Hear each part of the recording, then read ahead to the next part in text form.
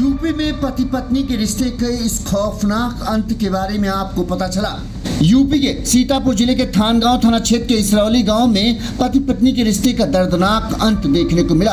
यहां पर 24 साल के दीपू भार्गव और उनकी 22 साल की पत्नी छाया देवी घर में मृत मिली। छाया का शव आंगन में खून से लथपथ पड़ा था।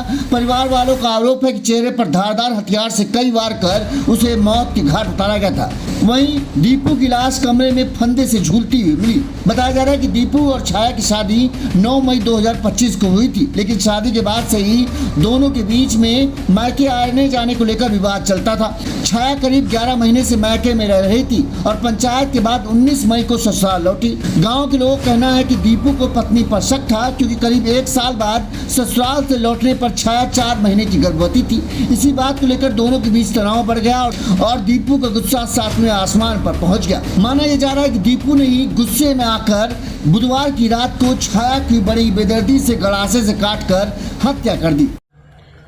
थानगांव के ग्राम इसरौली से एक हत्या की सूचना प्राप्त हुई। इस पर तत्काल ही स्थानीय थाने की पुलिस टीम द्वारा घटनास्थल का निरीक्षण किया गया। साथ ही फील्ड यूनिट और उच्च अधिकारीगण द्वारा निरीक्षण किया गया और तमाम तथ्यों और परिवारीजन से पूछताछ के आधार पर यह बात प्रकाश में आई कि दीपक पुत्र गोबरे और उसकी पत्नी छाया का शव वहां पड़ा हुआ था, जिसमें घटनास्थल निरीक्षण से देखा गया कि छाया का शव चारपाई पे पड़ा था। उसके शरीर पे धारदार हथियार के निशान थे और दीपक का शव कमरे के अंदर फंदे से लटका हुआ था। परिवारीजनों ने पूछताछ पे ये बताया है कि अंदर शोरगुल की आवाज पे देखा कि दीपक जो है अपनी पत्नी छाया को फांके से मार रहा था।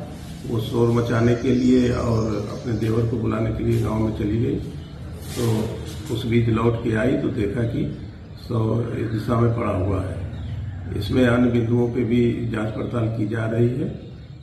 आवश्यक विधिक कार्रवाई की जा रही है। शीघ्र ही इसमें तहरीर लेकर अभियोग पंजीकृत करके कार्रवाई की जाएगी।